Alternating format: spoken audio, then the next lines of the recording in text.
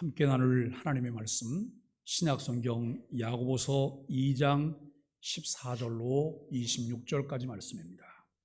야고보서 2장 14절로 26절까지 말씀을 제가 읽을 때 마지막 26절은 함께 같은 목소리로 말씀을 읽도록 하겠습니다. 내 형제들아, 만일 사람이 믿음이 있노라 하고 행함이 없으면 무슨 유익이 있으리요? 그 믿음이 능히 자기를 구원하겠느냐? 만일 형제나 자매가 헐벗고 일용할 양식이 없는데 너희 중에 누구든지 그에게 이르되 평안히 가라, 덥게 하라, 배부르게 하라 하며 그 몸에 쓸 것을 주지 아니하면 무슨 유익이 있으리요? 이와 같이 행함이 없는 믿음은 그 자체가 죽은 것이라. 어떤 사람은 말하기를 너는 믿음이 있고 나는 행함이 있으니 행함이 없는 내 믿음을 내게 보이라. 나는 행함으로 내 믿음을 내게 보이리라 하리라. 내가 하나님은 한 분이신 줄을 믿느냐? 잘 하는도다. 귀신들도 믿고 떠느니라. 아, 허탄한 사람아, 행함이 없는 믿음이 헛것인 줄을 알고자 하느냐? 우리 조상 아브라함이 그 아들 이삭을 제단에 바칠 때 행함으로 의롭다 하심을 받은 것이 아니냐? 내가 보거니와 믿음이 그의 행함과 함께 일하고 행함으로 믿음이 온전하게 되느니라. 이에 성경에 이른 바 아브라함이 하나님을 믿으니 이것을 의로 여기셨다는 말씀이 이루어졌고 그는 하나님의 것이라 칭함을 받았나니 이로원대 사람이 행함으로 의롭다 하심을 받고 믿음으로만은 아니니라. 또 이와 같이 기생 라합이 사자들을 접대하여 다른 길로 나가게 할 때 행함으로 의롭다 하심을 받은 것이 아니냐. 영혼 없는 몸이 죽은 것 같이 행함이 없는 믿음은 죽은 것이니라. 아멘. 이 시간에는 우리 에이른의 앙상블이 하나님 앞에 준비된 찬양을 드리도록 하겠습니다.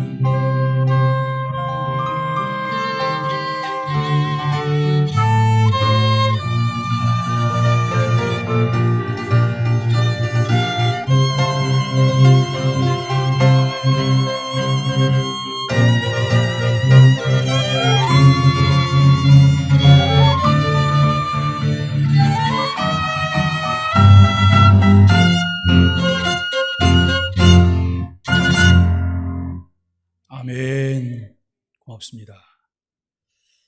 오늘 우리는 지난 주일과 같은 본문을 읽었습니다. 지난 주일에는 이제 말뿐인 신앙, 행함이 없는 믿음이라고 하는 주제로 말씀을 우리가 함께 나눴는데, 오늘은 내 믿음을 보이라 라고 하는 주제로 우리가 말씀을 나누게 됩니다. 야고보는 우리에게 하나님을 믿는 바른 신앙이 심겨져 있다면 반드시 하나님의 백성으로 열심히 살아가는 것으로 그 참된 신앙이 나타나야 한다는 것이 자연스러움이라고 강조하고 있습니다. 아무것도 심지 않았거나 가짜, 죽은 것을 심었다면 자라는 과정도 열매를 맺게 되는 과정도 볼 수가 없습니다. 이것은 아주 자연스러운 원리입니다. 말로만 예수님을 믿는다고 하는데 참으로 믿지 않는 경우, 어떤 사람이 예수님의 십자가 사건을 안다고 하고 믿는다고 말하지만 실제로 믿지 않는 경우 그 사람은 과연 구원받았는가 하는 문제를 제기하게 됩니다. 이 문제를 다루는 것이 오늘 본문의 내용입니다. 아직 예수님을 알지 못하던 사람들에게 복음을 바르게 제시하면 믿든지 안 믿든지 하게 되죠. 그런데 살다 보면 어느 순간에 교회를 출석하게 되었어요. 교회를 오래 다녔고 주일이면 주일 낮 예배에 성실하게 참석을 해요. 그리고 교회 각종 모임에도 참석합니다. 그러다 보니 자신은 당연히 예수를 믿는다고 생각을 하게 되었습니다. 우리 삶에 자리 잡은 교회 생활이 되었다는 것이죠. 교회 안에 무엇인가를 할 수 있는 위치에 직분도 갖게 되었고 성실하게 열심을 내기도 해요. 이런 사람은 겉으로 볼 때에는 믿음이 있는 사람으로 보여집니다. 그런데 실제로는 믿음이 없는 경우 오늘 다루려고 하는 것이 이 내용입니다. 야고보서는 이미 예수를 주로 믿고 고백하며 공동체 안에 들어와 있는 사람들을 대상으로 말씀하며 온전한 그리스도인으로 살려고 촉구하며 말씀하고 있습니다.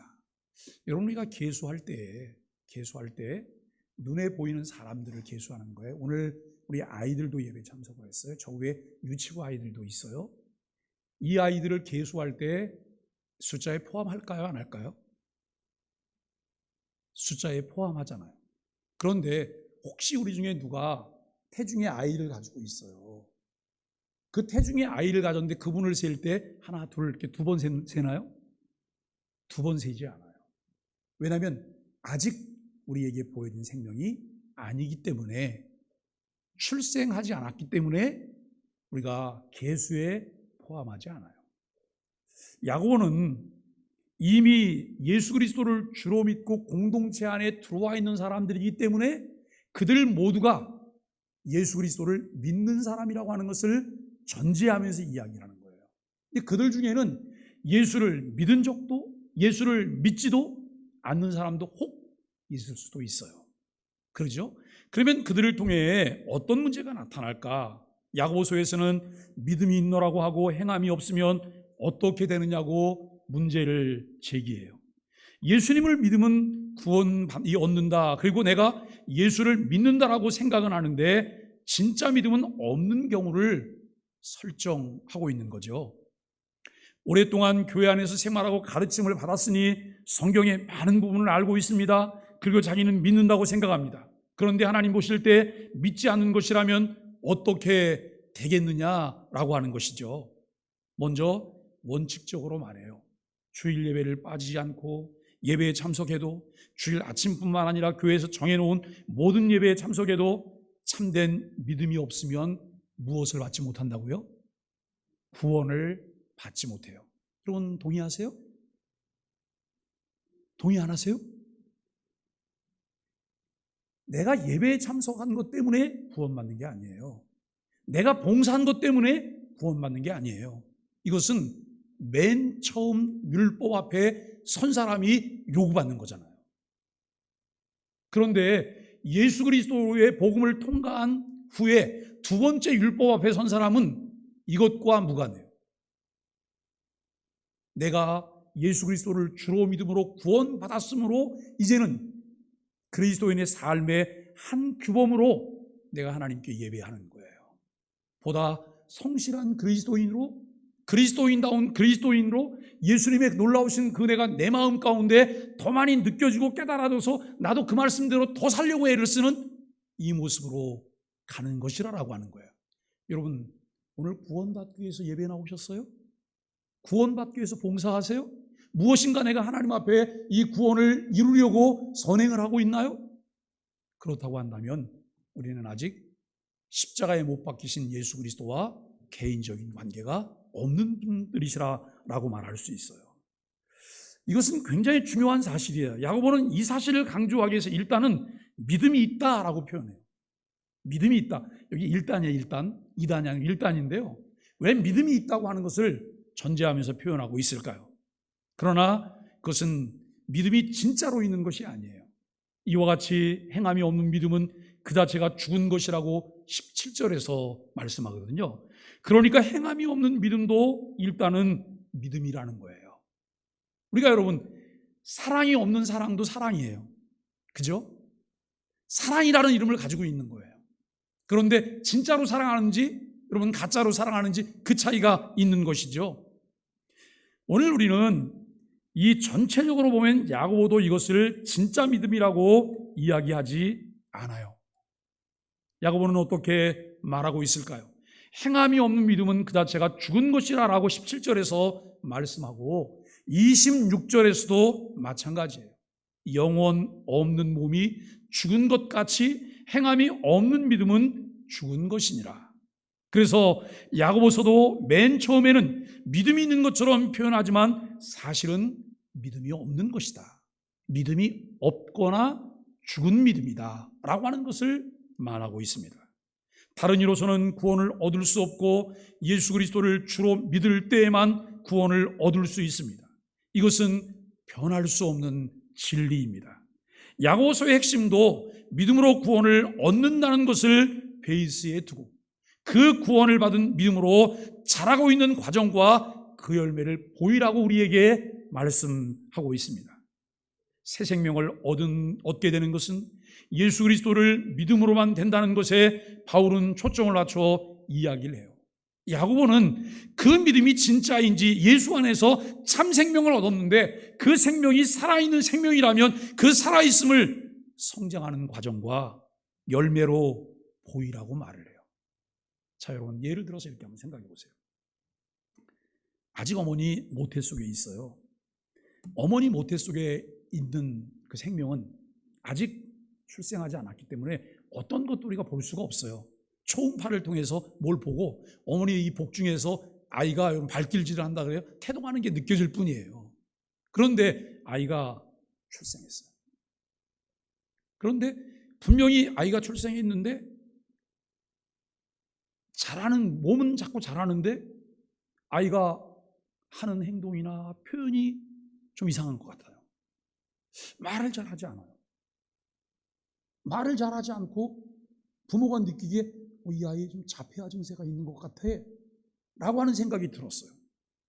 그리고 아이가 점점 자라서 이제는 초등학교 갈 나이가 됐는데도 여전히 아이가 똑같아요. 그리고 6학년이 됐는데도 이 아이는 엄마 앞에 오면 마치 갓난아이가 누워서 버둥거리듯이 여러분 버둥거려요. 이 모습을 보는 부모님 마음은 여러분 그 아이를 보면서 큰 감격이 있을까요? 어떤 마음이 어떠실까요? 마음이 너무 아플 거예요. 그 마음 속에 진 이 깊은 주름들은 어떻게 표현할 수가 없을 거예요. 그런데 여러분, 우리가 영적인 생명을 가진 사람들이라고 말하는데 영적인 생명을 가진 자로 내가 출생되고 난 이후에 내 성장률을 표시를 한다면 나는 지금 어느 상태에 있을까? 이 부분을 우리가 보이라는 거예요. 이것이 없다면 말로만 믿는 것이지 이것은 죽은 믿음, 가짜 믿음이라고 이야기를 해요. 바울도 야고보도 예수 그리스도를 믿어야 의롭다함을 얻으며 구원받는다고 말합니다. 야고보는 한 걸음 더 나아가서 이미 믿은 자들이기 때문에 예수님 안에 붙어 있으므로 그와 함께 자라고 열매를 맺는 것을 보이는 것이 행함으로 의롭다함을 나타내는 것이라고 말하고 있다는 거예요. 505년 전 마틴 루터에 의해서 믿음으로만 의롭다함을 받는다는 이신 칭의가 선포되며 종교개혁의 기치를 들게 한 말씀이 있습니다. 우리가 내일 아침부터 아침 묵상은 하박국을 하게 돼요. 하박국을 마치면 디모데전서로 가요.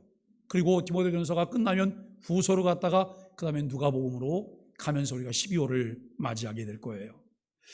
여러분, 이 하박국 2장 4절 말씀을 인용한 로마서 1장 17절에 오직 의인은 믿음으로 말미암아 살리라고 하는 말씀입니다. 예수 그리스도가 누구신지, 어떤 일을 행하셨는지, 나는 그분과 무슨 관계가 있는지도 모르면서 행위를 강조하며 그것이 몽해가 되고 면죄부를 팔아서 구원받은 것처럼 인증하는 행위를 개혁하게 된 거예요. 교회는 항상 믿음이 없이는 구원을 받지 못한다고 가르쳐 왔고 가르쳐야 해요. 믿음으로 구원받는다는 가르침이 없으면 그것은 교회가 아닙니다. 우리는 이것을 분명히 해야 합니다. 왜 종교개혁이 일어나야 했을까요? 그 당시 사람들이 여러분 주일이면 예배당에 출석하는 사람들이었습니다. 다 예배당에 모여서 예배하는데 믿는 내용이 성경적이지 않아요. 그 예배가 성경적이지 않습니다. 그런데 무엇을 믿는지도 모르고 그냥 늘 예배에 그들이 참석해요. 그 당시 모든 사람들은 적어도 3번은 예배당에 와야 했습니다. 아이가 태어나면 무조건 세례를 받아야 되니까 교회를 와야 했고, 그 다음에 여러분 결혼식을 예배당에서 해야 되니까 예배당에 와요. 그리고 돌아가시면 예배당에 와서 장례식을 하기 때문에 여러분 예배당에 와요. 이런 사람들은 자기가 뭘 믿는지도 모르고 그리스도인이라고 말을 해요. 통계조사를 할 때 종교가 뭐냐고 물으면 거기에 여러분 기독교라고 꼭 적습니다. 이런 마음 가운데 그런 생각이 여러분 우리 마음 가운데 그런 생각이 있을 수 있습니다. 나는 예배에 참석하니까, 나는 교회에 관여하고 있으니까, 나는 교회에서 직분을 가지고 있으니까 나는 믿는다고 생각할 수 있는데 성경에서는 그것으로 구원받으리라고 전혀 생각할 수 없다는 거예요. 여러분, 이제 여러분과 여러분 개인과 하나님과의 시간이에요. 질문하셔야 돼요. 대답하셔야 돼요. 그래서 야고보는 말합니다. 구원받은 하나님의 백성이라면 그 행위로 내 믿음을 보이라.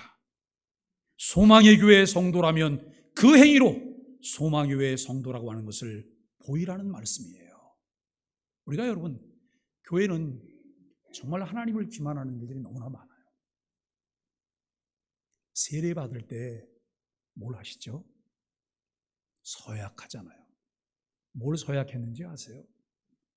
직분자가 될 때 서약하셨는데 뭘 서약했는지 아세요?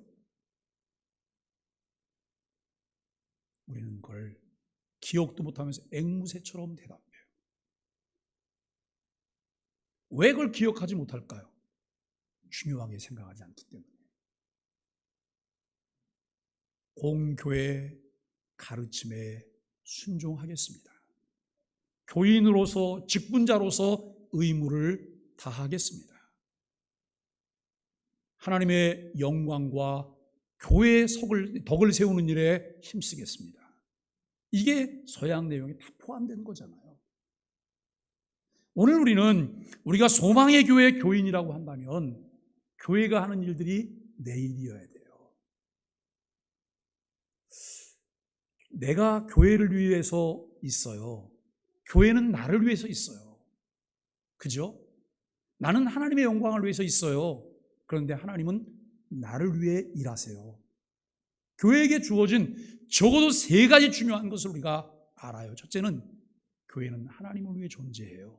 2번째, 교회는 세상을 위해 존재해요. 3번째, 교회는 교회를 위해서, 교회는 교회를 위해서 존재해요. 그렇다면 교회가 세상을 위해서 존재한다면 오늘 아침에 일어났던 그런 참상이 우리와 관계가 있을까 없을까요? 내일이어야 되는 거예요. 내 자녀가 거기 없다고 해서 내일 아니라고요? 벌써 여러분 또 가짜 뉴스들이 많이 생산되고 있어요. 예? 세월호 사건 좌파들이 했던 일인가요? 지금 이태원에서 그 할로윈 사건 때문에 일어난 게 좌파들이 여러분 정부를 전복하려고 했던 일인가요? 많은 기독교인들의 입을 통해서 그게 지금 또 쏟아져 나오고 있어요. 정말 안타까운 일이죠. 어떻게 하는 것이 정말 내가 가지고 있는 믿음이, 내가 들은 하나님의 말씀을 통해서 내 안의 생명을 통해 내가 성장하고 있는 과정 가운데 드러낼 수 있는 것이 무엇일까를 우리는 고민해 보아야 돼요.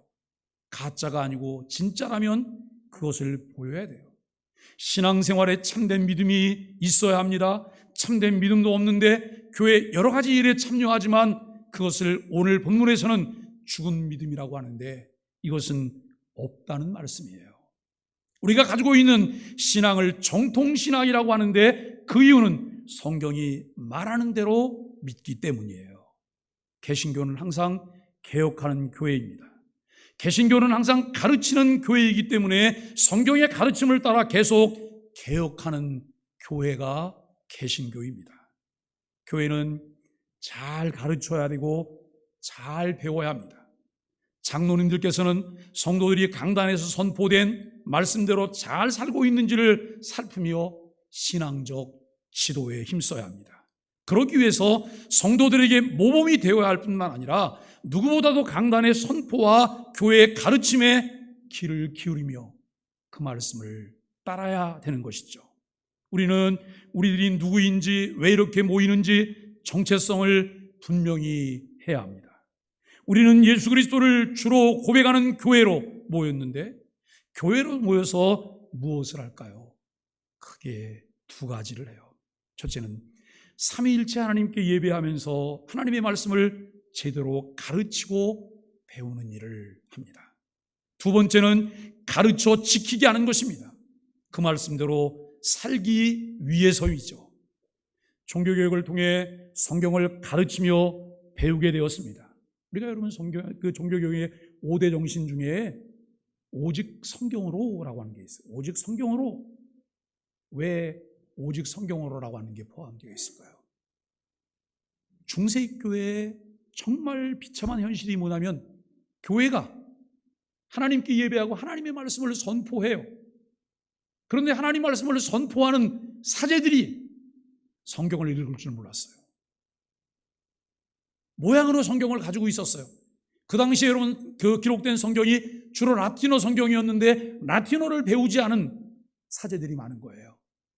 그러면 그들이 무슨 설교를 해요? 만담이나 하고 그러다가 예배를 마치겠죠.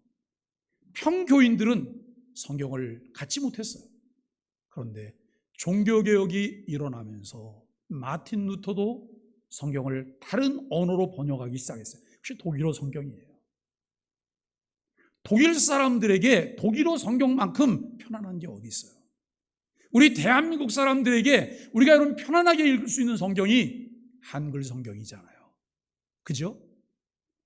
성경을 읽게 하고 성경을 가르치는 운동이 교회를 통해서 일어나기 시작했어요. 성경을 읽고 성경을 가르치다 보니까 여러분 지금까지 내가 교회를 통해서 사제들을 통해 강조되어 왔던 그 부분들이 성경적이 아니라고 하는 것을 알게 되잖아요. 일파만파인 거예요. 그러면서 말씀으로 돌아가자. 말씀으로 돌아가자. 오직 믿음으로, 예수 그리스도를 믿음으로, 오직 예수. 우리가 여러분 5가지 정신들을 이야기를 해요. 개신교회가 이렇게 가르치고 배우는 목표가 무엇일까요? 성경이 말하는 교회의 모습을 잘 드러내는 것이고 이렇게 우리 안에 심겨진 말씀을 따라 온전한 그리스도인의 삶으로 그 결과가 나타나야 된다는 거예요. 그것이 안 나타나면 믿음을 가졌다고 말하고 믿음을 말하지만 그 믿음은 무슨 믿음이라고요? 죽은 믿음이에요. 나는 심지도 않았는데 심은 거로 착각을 해요. 내가 그 믿음을 갖지도 않았는데 그 믿음이 나에게 있는 것처럼 착각을 해요. 그러면서 저는 믿음 있는 자처럼 해요. 그런데 결과물이 없어요. 이것을 강조하기 위해서 19절이 언급하는 재미있는 비유를 보게 되죠. 내가 하나님은 한 분이신 줄을 믿느냐? 잘 하는도다. 귀신들도 믿고 떠느니라. 어떤 사람은 하나님을 믿는다고 하는데 사실 하나님 앞에서 두려워하는 마음이 없어요. 왜 그럴까요? 하나님을 모르기 때문이에요. 하나님을 모르기 때문이에요. 여러분, 귀신들이 하나님이 한 분이신 줄을 믿는데요. 그리고 귀신들도 그것을 믿고 어떻게 한다고요? 떤다는 거예요. 왜요? 귀신들이 하나님의 존재를 알기 때문에, 하나님의 정체를 알기 때문에 그 하나님 앞에 두렵고 떨 수밖에 없는 거예요. 그냥 자기 마음대로 살아도 되는 것처럼 행동을 해요. 그런데 타락한 천사들인 악한 영들은 믿고 떨어요. 타락한 천사들은 하나님께 저항하는 존재들이죠. 그러나 하나님이 어떤 존재인지 알고 그러기 때문에 두려움을 가지고 떠는 존재들입니다. 그런데 하나님에 대한 두려움으로 떤다고 해서 구원받는 것이 아니죠. 하나님의 이야기를 들어도 안 떠는 사람들이 있습니다. 그 여기 하나님을 믿고 두려워하고 떠는 귀신들, 타락한 천사들이 있습니다. 둘 다 구원받지 못한다는 거예요.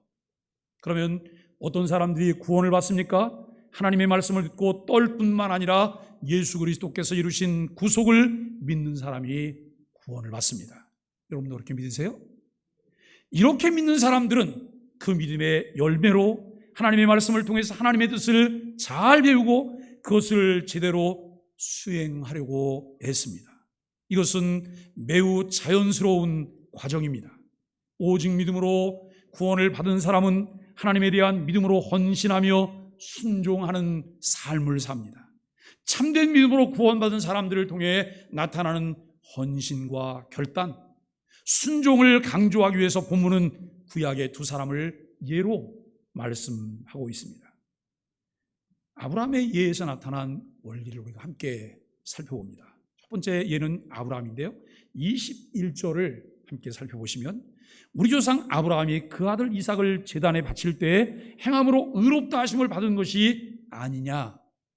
이어서 22절은 내가 보거니와 믿음이 그와 함께 그의 행함과 함께 일하고 행함으로 믿음이 온전하게 되었느니라 라고 말을 해요. 야고보가 말하는 구원할 수 없는 믿음은 무엇이었을까요? 구원할 수 없는 믿음, 그냥 머리로만 인정하는 거예요. 진짜 믿음이 아니에요. 허상으로 내가 믿는 것처럼 착각하고 있는 거예요. 이것은 진짜 믿음이 아니에요. 참된 믿음으로 구원함을 받는 것이 야고보의 강조입니다. 하나님의 명령을 받은 아브라함은 믿음으로 아들 이삭을 드리려고 했습니다. 그 믿음이라고 하는 것이 무엇일까요? 하나님과 하나님의 언약에 대한 믿음이에요. 하나님은 아브라함을 부르시고 열국의 아비 믿음의 조상이 되게 하셨어요.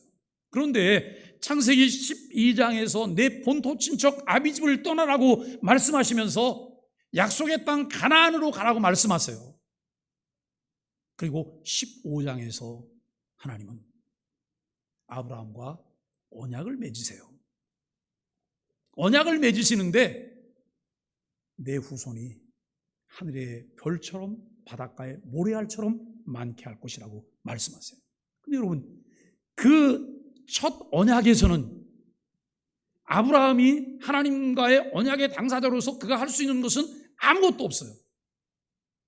그것을 믿는 것밖에 없는 거예요. 그런데 보세요, 정말 믿었을까요? 성경에 보니까 아브라함이 그것을 믿으니 하나님께서 그것을 의로 여기셨다고 말씀하세요. 그런데 여러분, 믿는데 아브라함의 역할은 없어요. 하나님이 은혜 주셔서 깨닫게 해주시고 받아들이게 해주셔서 그것을 아멘하고 받아먹었을 뿐이에요. 그런데 의롭다함을 받은 거예요. 여러분, 이것을 근거로 해서 바울은 이 아브라함이 믿음으로 의롭다함을 받았다, 구원받는 것은 이 믿음으로 의롭다함을 받는다라고 이야기를 해요. 그런데 아브라함이 그렇게 하고 나서 세월이 지나가요. 근데 아브라함이 기대감이 있었지 않았겠어요? 하늘의 별처럼 바닷가의 모래알처럼 후손이 많게 해야 된대요. 그러면 당장 무슨 일이 벌어져야 되는 거예요? 아내 사라가 여러분 배가 불러와야 되는 거잖아요. 근데 그런 일이 없는 거예요? 그런 일이 없어요.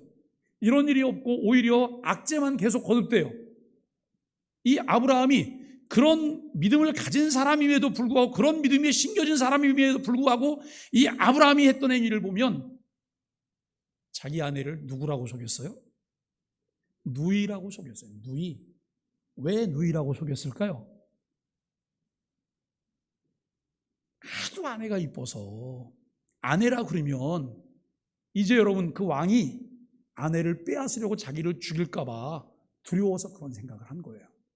근데 여러분 잘 생각해 보세요. 사라가 죽으면 돼요, 안 돼요? 왜 안 되죠? 하나님이 약속하신 것이 이 아브라함에게 후손이 많게 할 거라고 그랬어요. 후손이 많게 하는 것은 사라를 통해 이루어져요? 아니면 다른 사람을 통해 이루어져요? 사라를 통해서 이루어지는 것이 하나님의 정석이에요. 그런데 아브라함은 그것에 대한 믿음이, 안목이 없었던 거예요. 두려워했어요. 이게 아브라함의 첫 번째 실수. 두 번째, 아브라함이 75세가 됐을 때, 75세가 되고 나이가 점점 많아지니 노인에게서 뭘 기대해요? 노인이 할 수 있는 게 뭐가 있냐고 말하는 사람도 있잖아요.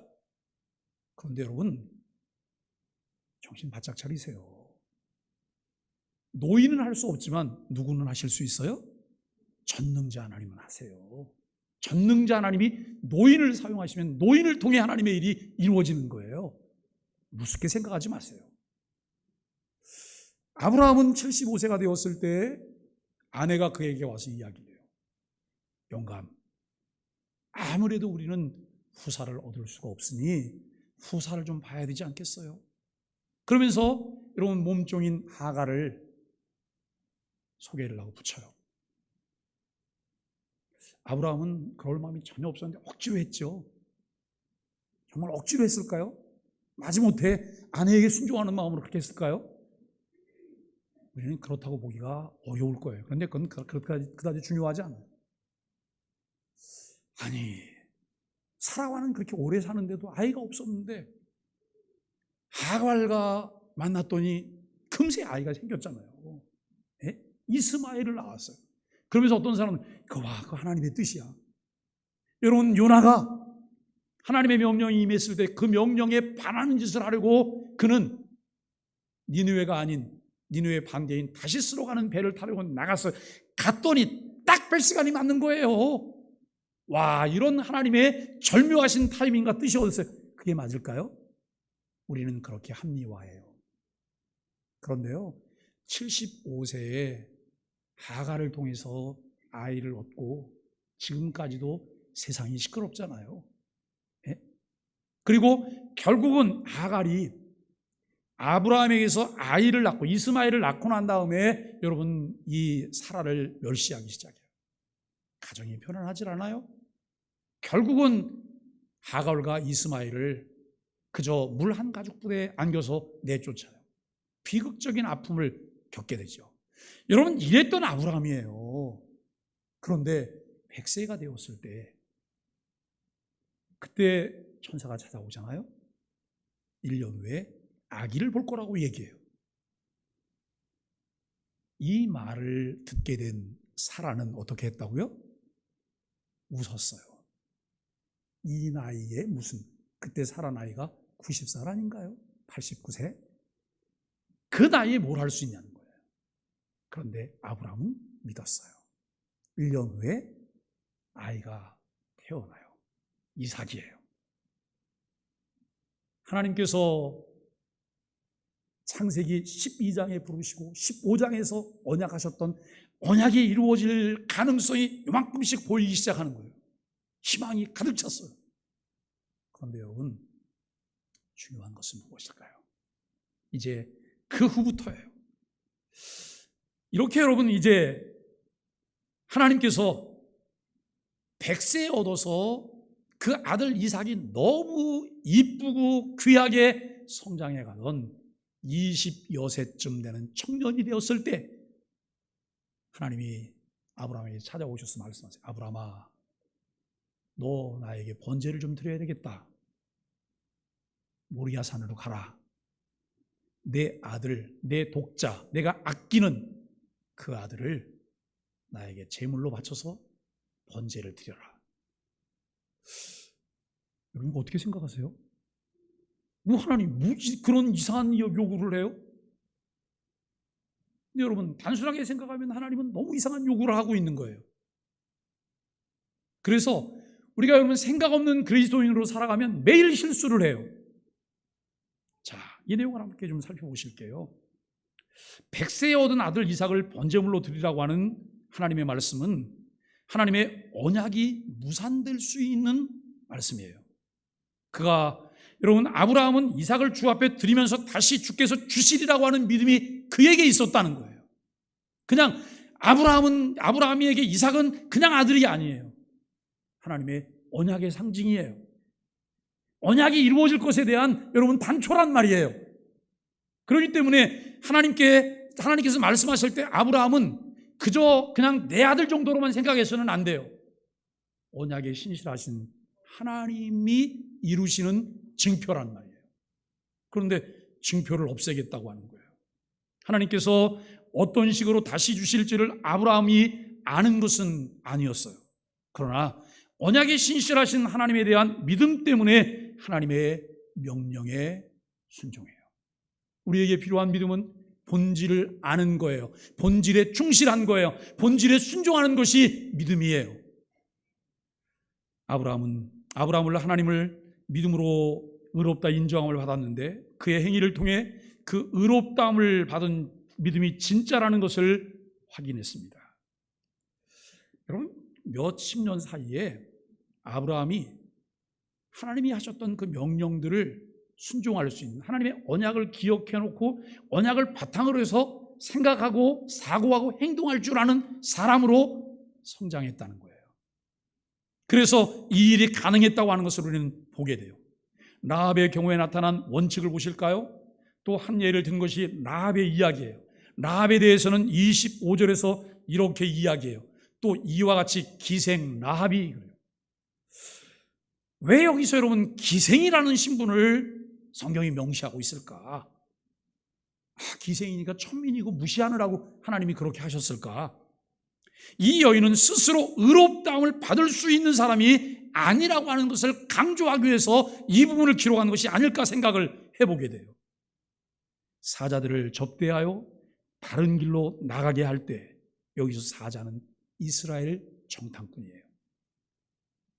이스라엘이 가나안을 정복하기 전에 각 지파에서 한 명씩 정탐꾼들을 뽑았어요.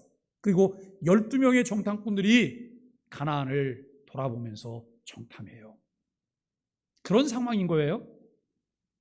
그런데 왜 라합이 그 사자들을 숨겼을까? 왜 그렇게 했을까? 라합이 판단할 때 하나님이 여리고성을 이스라엘에게 준다는 거예요. 그러니 나는 이스라엘과 함께 해야 되겠다라고 하는 믿음이 그에게 작용했던 것입니다. 라합은 이미 이스라엘에 대한 소식을 들었고 이스라엘과 함께하는 하나님에 대한 이야기를 익히 알고 있었고 그에 대한 믿음이 매우 위험하지만 생명을 건 결단이 가능하게 하였다라고 하는 거예요. 그래서 다른 길로 나가게 할 때에 행함으로 의롭다함을 받은 것이 아니냐라고 말을 해요. 여러분 라합은 귀를 통해 들었어요. 이스라엘에 관한 소식을. 그런데 이스라엘과 함께 하시는 이가 여호와라고 하는 하나님이라는 사실도 그는 들었어요. 많은 사람들이 그 소식을 들어서 여러분 두려워하고 무서워하고 벌벌 떨고만 있었지만 라합은 그 말을 들을 때 그의 마음 가운데 뭐가 생겼어요? 믿음이 생겼어요. 믿음이 생겼어요. 하나님의 은혜지요. 이제 우리의 믿음은 반드시 결과가 나오게 되어 있다는 것을 강조하고 있어요. 본문에서 야고보는 우리 안에 예수 그리스도를 통한 그의 생명이 심겨져 있고 그것이 자라고 있다면 그 과정과 결과를 보이라고 말을 해요. 사람이 행함으로 의롭다 하심을 받고 믿음으로만은 아니니라 라고 하는 말씀이 24절에 있어요. 이 말을 보면서 딜레마에 빠져요. 그래, 사람이 행함으로 의롭다함을 받는 거고 믿음으로만 되는 건 아니야. 믿음으로 의롭다고 말하는 거 그거 함정이잖아. 꽤 많은 사람들이 여기 질퍽거려요. 그런데요, 1517년 10월 31일 날 루터가 95개 조항문을 만들어서 그것을 발표하면서 개혁의 기치를 들었어요. 그런데 여러분, 루터에 의해서 그것이 들려졌지만 그 이전에 이미 여기저기서 이런 팥죽이 곧 끓을 것처럼 부글부글 타오르는 것들이 많았어요. 그리고 루터 이후에도 많은 개혁자들이 그 일에 참여를 했어요. 그런데 여러분, 이 개혁의 불길이 거세게 일어날 때 트렌트 종교회의라고 하는 게 열렸어요. 이것은 1545년에서 1563년 천주교의 공의회가 열린 거예요. 북이탈리아의 트렌트라고 하는 지역에 모여서 종교회의를 진행했는데요, 종교개혁 운동에 반동하는 그런 운동을 했습니다. 여기에서 야고의 말씀을 사용해서 자신들의 입장을 표현해요. 이로보건대 사람이 행함으로 의롭다 하심을 받고 믿음으로만은 아니니라. 겉으로는 이 말씀을 그대로 인용하면서 사실은 이 말씀의 의미와는 다르게 해석해서 사람이 행하지 아니하고 오직 믿음으로만 구원받는다고 하는 주장하는 자들에게 저주가 있을지어다라고 하는 선언문을 만들어내요. 결국 자기들이 지금까지 해왔던 행태가 바르다는 거예요. 정당하다는 거예요. 종교개혁자들의 운동이 잘못되었고 그들은 저주를 받을 것이라 그래요. 근데 여러분, 그 저주 앞에 벌벌 떨어야 돼요? 떨지 말아야 돼요? 떨 필요가 없어요. 왜요? 이것은 빈 거예요. 빈 거. 예? 빈 거예요. 이들이 여기 여러분 성삼위 하나님의 이름을 사용했을지라도 그 이름을 도용한 것이고 그 이름을 기만한 것이고 그 이름을 욕보이는 거예요. 팩트가 아니라는 거예요. 우리가 여러분 신앙생활하면서 다른 사람들을 축복하기도 하고 다른 사람들에게 저주를 하기도 하죠. 그런데 내가 저주하는 근거가 무엇일까요? 내가 저주 안 하면 예수님이 저주하실 건가요? 그래서 예수님은 나에게 그것을 저주하라고 말씀하셨나요? 엄청난 착각 속에 우리는 살아가요. 어떻게 보면 야고보서의 이 말씀과 똑같은 이야기로 들려요. 그런데 오직 믿음으로만 구원을 받는다고 하면 안 된다고 하는 거예요. 루터와 그를 따르는 개혁자들은 모두 오직 믿음으로만 구원받는다고 주장을 했어요. 겉으로 볼 때는 트렌트 종교회의가 야고보서의 말씀에 부합하는 것처럼 보여요. 그러나 사실은 그런 것이 아닙니다. 다시 생각해 보겠습니다. 야고보가 24절에서 말하는 믿음은 무엇입니까? 루터가 말하는 진짜 믿음이 아니에요. 그냥 말로만 하는 동의예요. 아까 말씀드렸잖아요. 믿는다고 해요. 그건 진짜 믿음이 아니라고. 그래, 그냥 믿어. 그렇다고 알아. 진짜 믿음은 없는데 주일 예배에 참석하고 명목상 종교인으로 사는 것을 말해요. 그러나 루터와 개혁자들은 그것으로는 구원받을 수 없다고 말을 해요. 참 신앙은 전인격적인 믿음이어야 해요. 여러분, 전인격적인 믿음은 세 가지를 가지고 있어요. 첫 번째는 내 지성이 믿는 거예요. 내 지성이. 내가 무엇을 믿는지 명확하게 아는 거예요. 두 번째는 내 감정이 믿어야 돼요. 주께서 이루어주신 그것을 볼 때 내가 기쁘고 즐거워해야 돼요.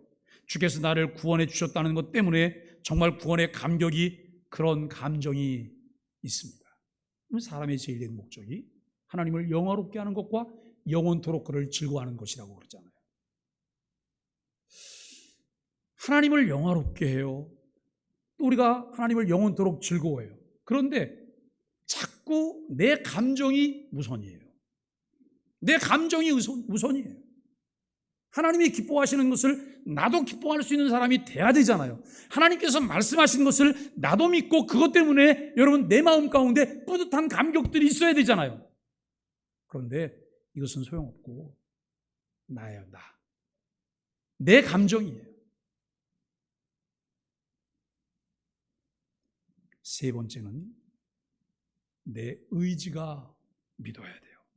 그래서 주님의 뜻대로 순종하며 나가야 합니다.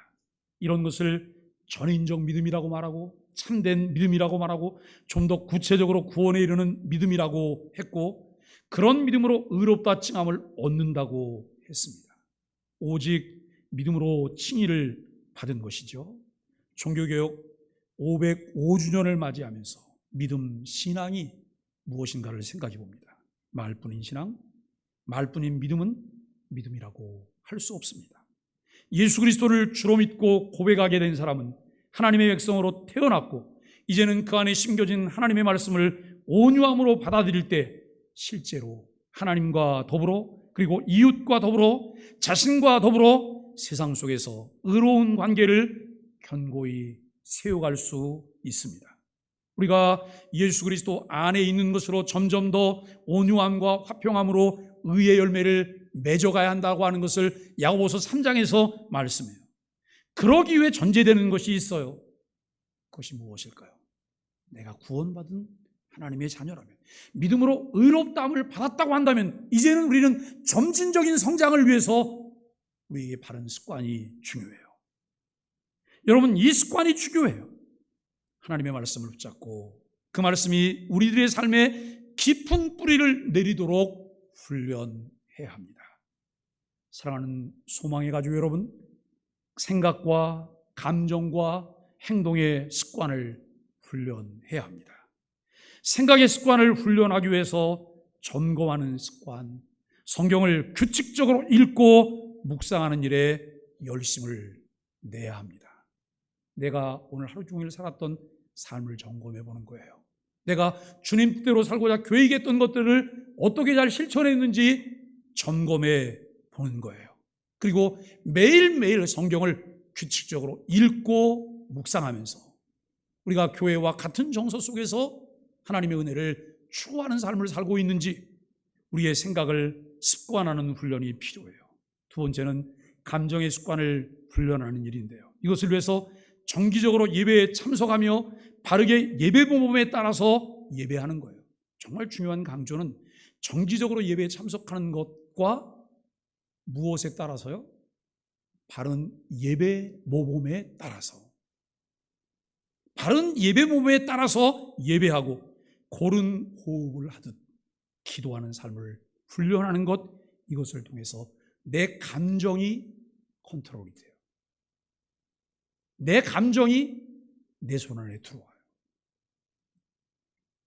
그리고 세 번째는 행동의 습관을 위해서 헌신하는 습관과 절제하는 습관을 훈련해야 돼요. 그냥 될 거라고요? 그냥 될 거라고요? 그냥 될 거라고 생각했더니 교회를 몇십 년 다녔는데도 다람쥐 쳇바퀴 돌면서 그 자리에 있어요. 많은 세월이 지났는데도 엄마 앞에 가서 마치 갓난아기처럼 누워서 버둥거리면서 우유 달라 그래, 우유. 예? 이러면서 부끄러운 줄 모르고 우리가 어른인 것처럼 성장해서 열매가 있는 사람인 것처럼 우리는 행실을 하려고 해요. 우리가 구원받은 하나님의 백성이 아니라면 이러한 과정은 헛수고일 뿐이에요. 해봤자 소용이 없어요. 마치 맨 처음 율법 앞에 선 사람처럼 무력감만 느낄 뿐이고 우리에게 무거운 짐일 수밖에 없어요. 그러나 진리의 말씀으로 나아 새 생명을 얻고 하나님의 말씀이 심겨 있다면 우리 안에 계신 성령께서 우리를 진리 안으로 견인하실 것입니다. 여기 견인하는데 견인당하는 자가 뭐예요? 견인당하는 자가 정비소 가기 위해서 뭘 하지요? 맡길 뿐이에요. 맡겨줬을 뿐이에요. 견인차가 모든 것을 다 해요. 예수 그리스도를 믿고 난 이후에 내 안에 계신 성령께서 나를 견인해가면서 나로 하여금 성령이 스승되셔서 나를 가르치실 때 그 일에 순종하도록 나를 견인해 가세요. 우리는 아멘 감사합니다, 아멘 감사합니다 하면서 따라가기만 하면 돼요. 그런데 여러분, 그렇게 할 때 온유함으로 주의 말씀을 받으며 그 말씀 안에서 자라가는 과정과 열매 맺는 것은 매우 자연스러운 것이다 라고 하는 거예요. 죽은 믿음, 가짜나 허상이 아닌 진리가 우리 안에서 새 생명을 얻은 백성이 되게 하셨다는 것을 확신하며 이제 우리가 제자리를 맴돌지 않고 진리 안에서 자라가며 풍성한 열매로 우리의 믿음을 보이게 되길 예수 그리스도 이름으로 간절히 축복합니다.